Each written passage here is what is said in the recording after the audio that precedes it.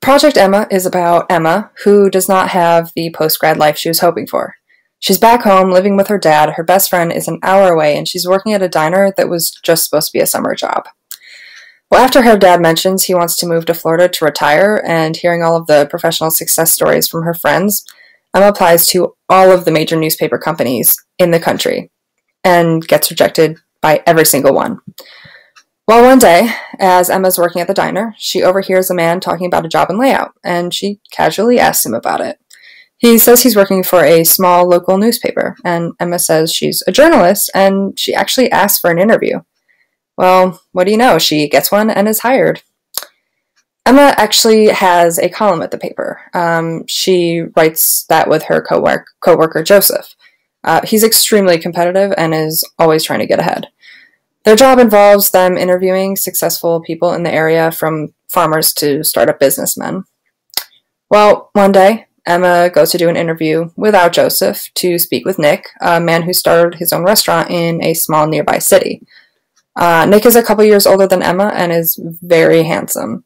She asks her typical interview questions, but afterwards they talk, off the record.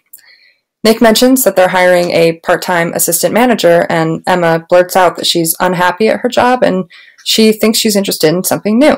So Emma is interviewed by a couple people and is hired. She learns quickly about the restaurant business at night while doing her job at the newspaper during the day, and Nick and Emma get closer the more time they spend together. He even teaches her to cook a few dishes when she stays late. Emma is on fire at the restaurant. Everyone is impressed with how easily she makes things run. Well, back at the newspaper, Emma's work is being half-assed, and Joseph is more than happy to pick up her slack. When Emma allows her restaurant job and her feelings for Nick to distract her too much, she is fired from the newspaper. Well, with this setback, Emma questions what the hell she's doing. Why is she pursuing a career that is totally different from journalism? While she's devastated to leave the restaurant, she knows she needs to focus on her original goal. So, she puts in her 2 weeks' notice. But Nick, of course having grown feelings for Emma as well, is furious that she took the job as just something that she wasn't as serious about, and they walk away on bad terms. Emma has somehow landed writing a job at the Boston Globe and begins right away. She hears from her dad back home that Nick is actually franchising his restaurant and is opening one up in Boston. Emma offers to her boss to interview Nick for the paper, and she approves.